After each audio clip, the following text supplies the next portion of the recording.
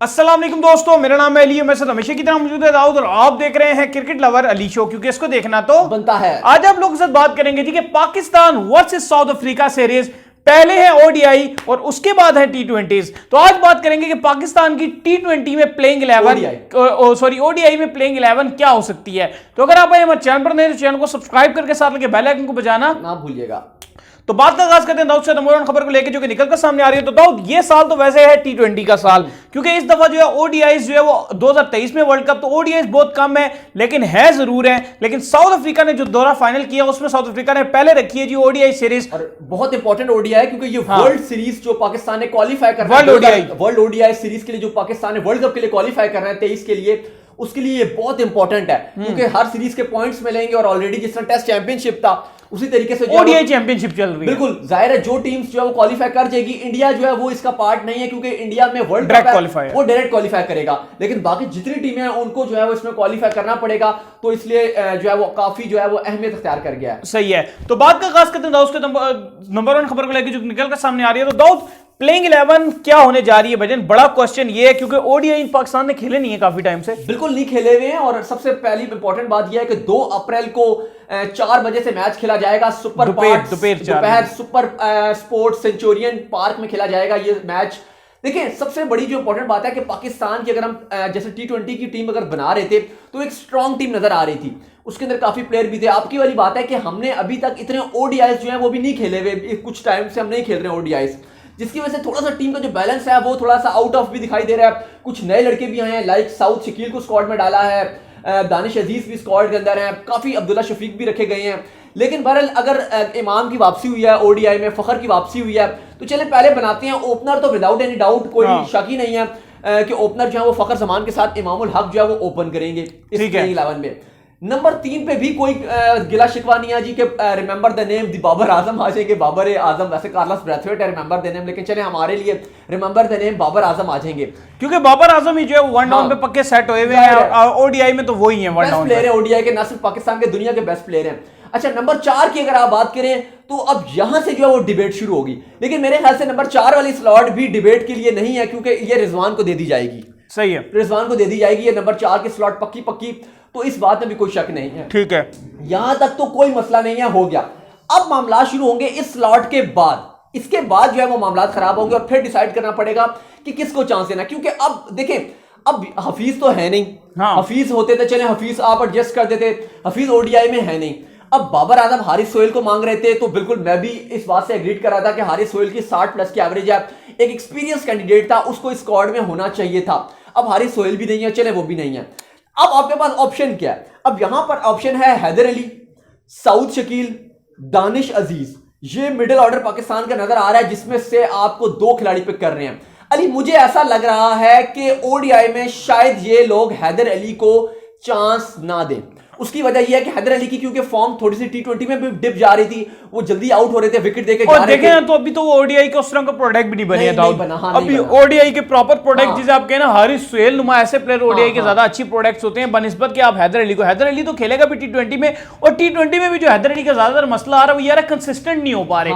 आते हैं, एक छक्का मारते हैं, 15 रन बनाते हैं, 20 रन बनाते हैं, उसके अंडर आउट होकर चले जाते हैं। यही वजह, कंसिस्टेंसी बहुत इंपॉर्टेंट है। यही वजह है कि हैदर अली को मुझे नजर नहीं आ रहा कि हैदर अली जो है एटलीस्ट जो पहला ओडीआई मैच 2 अप्रैल को जुमे को खेला जा रहा है 4 बजे सुपर पार्क सेंचुरियन में, वहां पर हैदर अली खेल रहे हैं, तो आप उनको भूल जाएंगे वो अगर आप हैदर अली के फैन है, क्योंकि हैदर अली पहला मैच तो बहुत मुश्किल है कि वो खेलेंगे। ठीक है, 3 आउट पे जो स्लॉट जो मिल रही है वो साउथ शकील को स्क्वाड में रखा गया और साउथ शकील डेब्यू करेंगे पहले मैच में। ठीक है, और लाजमी करेंगे क्योंकि उनकी बड़ी अच्छी परफॉर्मेंसेज है। ना सिर्फ अगर आप देखेंगे सिंध की तरफ से वो खेलते रहे हैं, ना सिर्फ उन्होंने कायद आज़म ट्रॉफी में रन बनाए हैं, बल्कि पाकिस्तान का जो नेशनल ओडीआई कप रहा है वहां पे भी बड़ी अच्छी उनकी फॉर्म लगी हुई थी।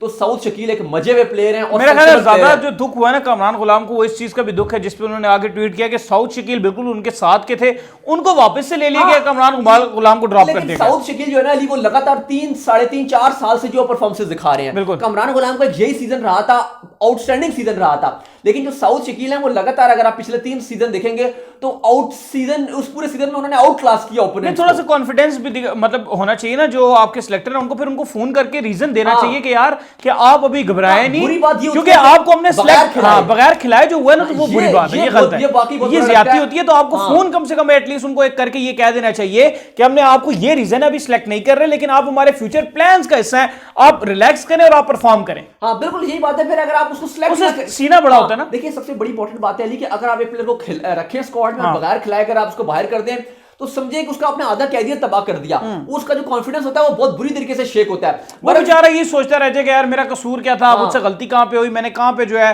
चीज को लूज किया जिसकी वजह से मुझे ड्रॉप कर दिया गया। बहरहाल फिलहाल 3 आउट में जो है वो साउथ शकील को पक्की बात है कि डेब्यू वो कर रहे हैं।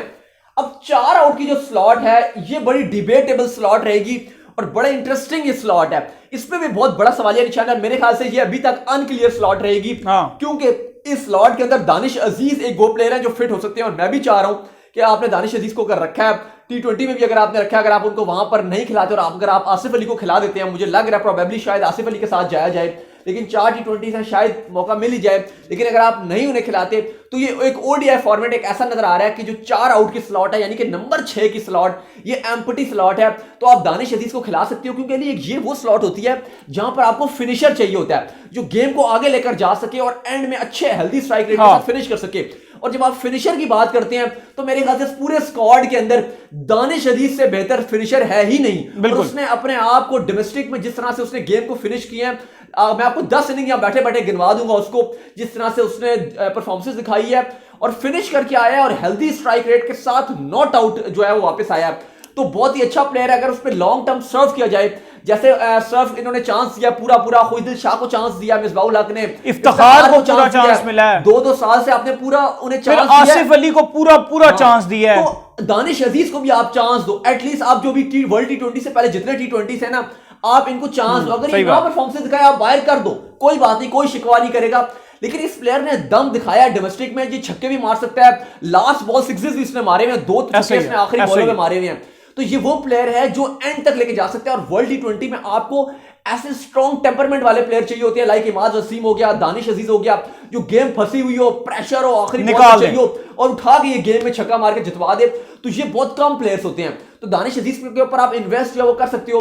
तो 4 आउट की स्लॉट के साथ मैं तो चाह रहा हूं कि आप दानिश अजीज को चांस दे दो, ज़ाहिर है हैदर अली को आप मुश्किल है कि आप चांस दोगे, तो मेरे ख्याल से जो बेस्ट डिजर्विंग स्लॉट बनती है वो आप 4 आउट में हैदर अली को, वो माफ कीजिएगा, दानिश अजीज को आप दे दो। सही है। इसके बाद जी अब 5 आउट में जो अब आपके पास ऑप्शन आएंगे, फिर आपके पास ऑलराउंडर आना शुरू हो जाएंगे। अब 5 आउट पे आप फिर शादाब के साथ जाओगे। अब आप ये कर सकते हो, अब शादाब को अगर आप इसमें खिलाते हो आपको देखना पड़ेगा, मैं तो ये कह रहा हूं कि चलें आप ये रखें कि 5 आउट पे आप फहीम अशरफ के साथ जाओगे। फहीम अशरफ के साथ ज्यादा बेटर जाएंगे ना, क्योंकि वो लंबा खेलने वाले प्लेयर है, बहुत अच्छा खेल रहे हैं वो। ठीक है, फहीम अशरफ 5 आउट के साथ जाएंगे ना, मैं उन्हें 6 आउट पे रख रहा था। चलें 5 आउट पे आपने फहीम अशरफ को रख लिया। अब 6 आउट की जो स्लॉट है ना अली, अब आपको देखना पड़ेगा कि आप शादाब को पहले ओडीआई में खिलाओगे। अब ये डिपेंड करेगा कि शादाब खेलेंगे कि उस्मान कादिर खेलेंगे, और डिपेंड करेगा कि शादाब की T20 में परफॉर्मेंस कैसी होती है। क्योंकि तो मेरा जहां तक अपना मानना है ना, वो ये मानना है कि ओडीआई की जो क्रिकेट है उसके अंदर ज्यादा से ज्यादा आपको विकेट टेकर जो है ना बॉलर्स चाहिए होते हैं, आधे अधूरे स्पिनर आपको नहीं चलेंगे। अब आपको जो अगला काम ये करना है ना, आपके जो उस्मान कादिर और जाहिद महमूद है, इनमें से एक बंदा जो अच्छा परफॉर्म करेगा उसको आपने ओडीआई में लेकर आना है। उस्मान कादिर है ना ओडीआई में? हाँ, उस्मान कादिर है, सॉरी जाहिद को। ठीक है, जाहिद को आपने ओडीआई के अंदर लेकर आना है, क्योंकि ओडीआई वो ही जीत सकता है जो विकेट्स निकाल सकेगा 50 ओवर में सबसे ज्यादा। देखिए अब 6 आउट में जो स्लॉट है, मैं वही बात करूं कि अब आपको देखना पड़ेगा कि आप उस्मान प्रॉपर स्पिनर चलता है यहां। अब देखिए उस्मान कादिर या शादाब, इनमें से कोई एक ही खेलेगा। अब आपको एक देखना पड़ेगा कि आप जो अगर फुल विकेट अटैकिंग ऑप्शन के साथ जाना चाहते हैं तो उस्मान कादिर के साथ जाएं। अगर आप चाहते हैं कि आपको उम्मीद है कि शादाब आपको विद बैट भी करके दे सकते हैं, कर नहीं रहना तो ये साल मेरा ख्याल है बिल्कुल। मेरे ख्याल से आपको फिर शादाब को T20 है, 4 T20 से आपको शादाब को T20 में ही रखना है। आखिरी PSL था आई थिंक, उसके बाद से कुछ नहीं किया ना बैटिंग में। मसला ये है कि बैटिंग शादाब बॉलिंग ऑलराउंडर है। हाँ, मसला ये आ रहा है कि वर्ल्ड कप 19 के बाद शादाब की बॉलिंग बहुत मसला कर रही है। शादाब अगर बॉलिंग अच्छी नहीं करेंगे तो मसला हो जाएगा। अच्छा, कुछ फैंस मैसेज करके भी मुझे कह रहे थे जी कि हम आपके बहुत बड़े फैन हैं आपके और मेरे, लेकिन वो कहते हैं जी कि शादाब को जो आप क्रिटिसाइज ना क्या करें। ठीक हो गया, तो नहीं करते फिर। तो मैंने कहा देखिए यार देखो, ना हम शादाब को क्रिटिसाइज करते हैं, ना हम रिजवान को करते हैं, ना हम किसी को करते हैं। उस दिन बल्कि एक जगह मैं गया हुआ था, वहां पे हमारे शो ही देखते हैं, वो हमें मिल गए, तो उन्होंने ये कहा जी कि यार आप जो है रिजवान को बड़ा वो कर रहे होते हैं। मैंने कहा यार मुझे एक बात बताओ कि हमने रिजवान ने जब बुरा खेल रहा था हम तब उसको बुरा बोलते थे, अब जब अच्छा खेल रहा है तो हम उसको अच्छा ही कह रहे हैं ना। वो कहता है बिल्कुल। तो मैंने कहा फिर क्या करें, जब अच्छा खेलना शुरू करे तो उसको क्या बुरा कहे, और बुरा खेल रहा हो तो अच्छा कहे। देखिए रिजवान ने 25 T20 में कुछ भी नहीं किया था, और उसके बाद से जब उनकी अगर आप लास्ट 10 इनिंग्स देखेंगे, चाहे टेस्ट हो चाहे T20 से रिजवान की, चाहे PSL की भी अगर आप देख लें, तो वो आउटस्टैंडिंग गई हैं।